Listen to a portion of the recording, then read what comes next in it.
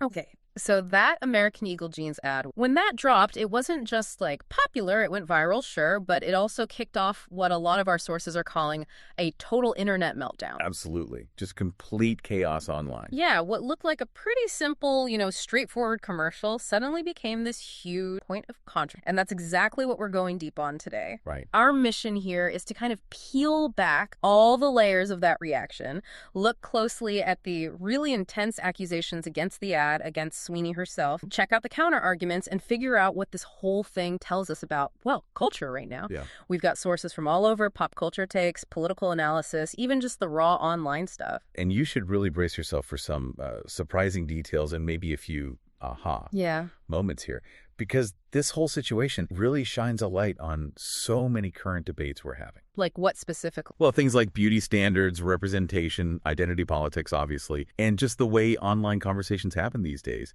They can get so volatile. We're not just looking at what went down. Right. But digging into why it actually matters, Yeah. what it says about society. Okay, so let's set the scene. The ad itself, American Eagle, Sydney Sweeney, they rolled out these promos. Yeah. And the main hook was this kind of wordplay, right? Sydney has great... The double meaning. Exactly. Playing on the denim she's wearing, but also, her jeans, her look. And visually, it was pretty clear they were focusing on the blonde hair, the blue eyes. Oh, definitely emphasize.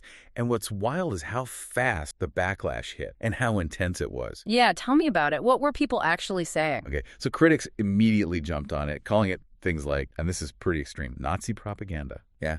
Eugenicist, white supremacist, racist. Some even called it xenophobic. And maybe strangest of all, pedophilic. They drew this line back to an old 80s Calvin Klein ad with Brooke Shields when she was 14. That's quite a leap for a jeans ad. What were they actually pointing to as, evidence for these claims? So they zeroed in on a few things. Her initials, SS, were flagged. Seriously? Just the initials? Apparently so. And the blonde hair, blue eyes thing was a big focus. Then there was this photo that included a German Shepherd dog. Okay. And that got interpreted by some critics as a dog whistle. Right. Can you unpack that term dog whistle for anyone listening who might not be familiar? What does that mean here? Sure. So a dog whistle isn't something you hear, obviously. It's like a coded message, often political.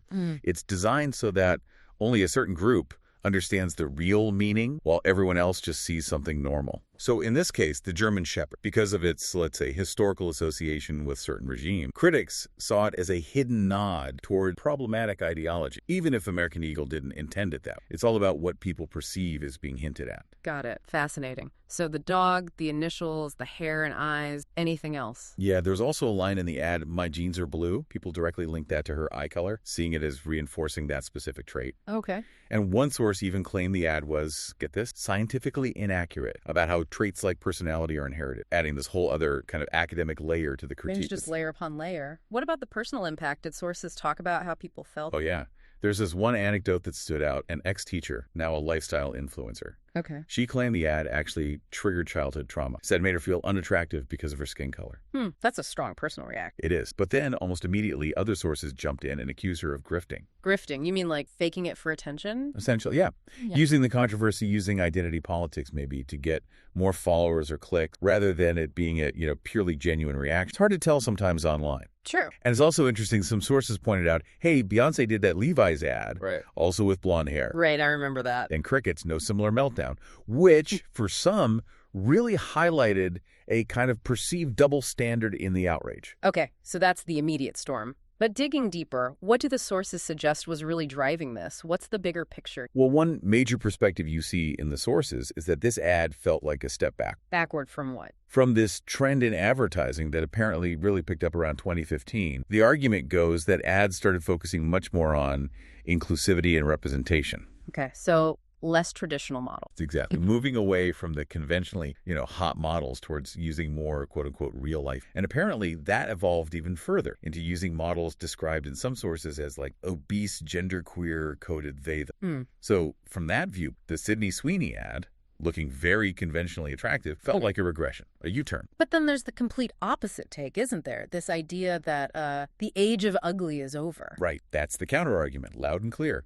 The people saying this believe, pretty blunt, that people like pretty people. Simple as that. And they see Sweeney's ad not as a step back, but As a kind of cultural healing, or maybe just a return to normalcy in advertising. A correct said. Did the sources offer any, hard proof for this return to normalcy idea beyond just saying sales data? That's a really good question. And mostly, no, not hard data at that specific moment to prove everyone suddenly switched back. But what they do point to is the reaction to previous ad campaigns that went heavy on the progressive messaging. Like the ones that got backlash? Exactly. They use those as kind of anecdotal evidence. If you connect the dots, this AE thing isn't really happening in a vacuum. Right. It definitely echoes those earlier controversies like, remember the Gillette ad about toxic masculinity? Oh, yeah, that blew up. And Bud Light, more recently, huge consumer backlash. And even before that, you had controversies around body positivity like Calvin Klein using obese model, or that protein powder ad with a thin model that actually sparked protests against it. So it's part of a pattern. Yeah, what the sources really highlight is how this shows a long-running culture war, basically being fought out using brands and products.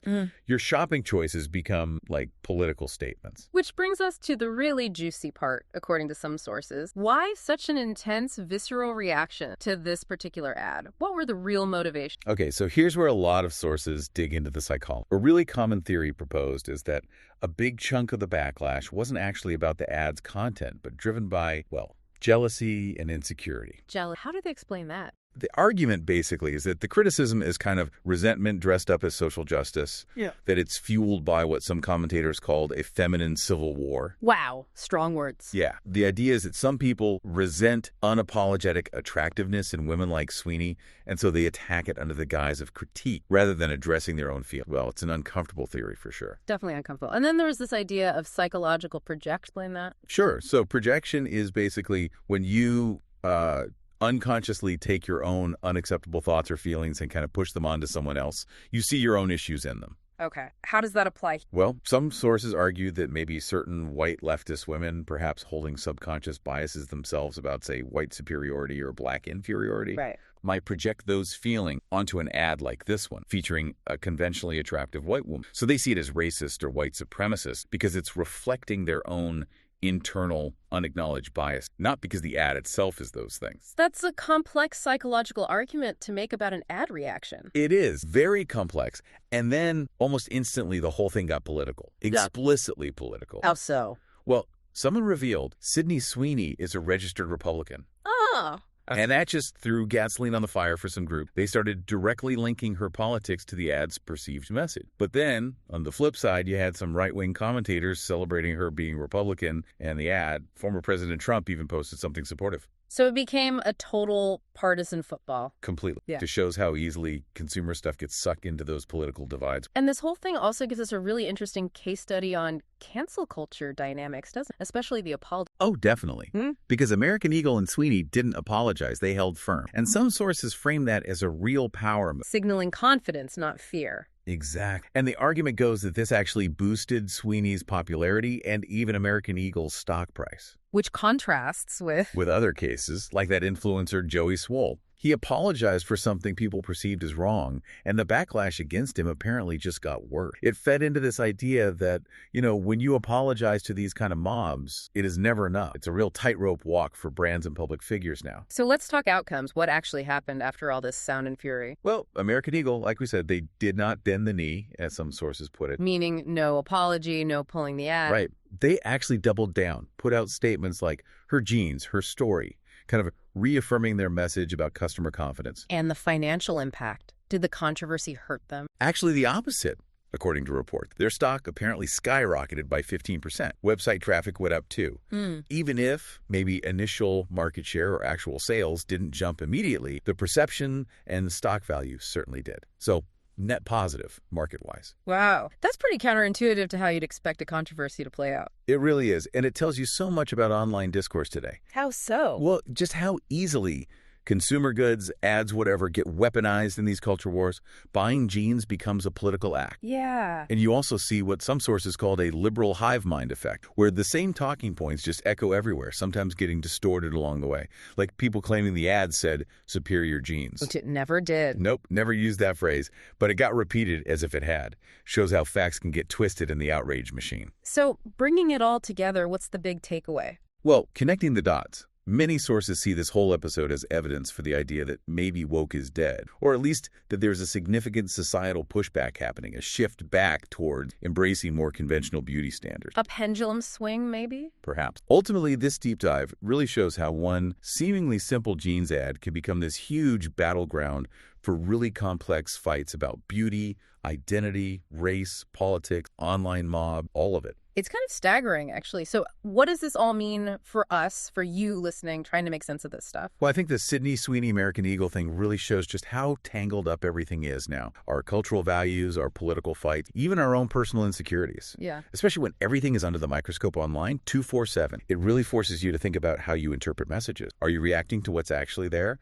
Or are you reacting based on your own biases or what the online crowd is saying? That's a tough question to ask ourselves. It is, and it leaves us with this big question. In a world that's so quick to find, so quick to assign meaning, how do we even draw the line? Genuine, necessary critique and weaponizing out. What's the real cost of living under this kind of all the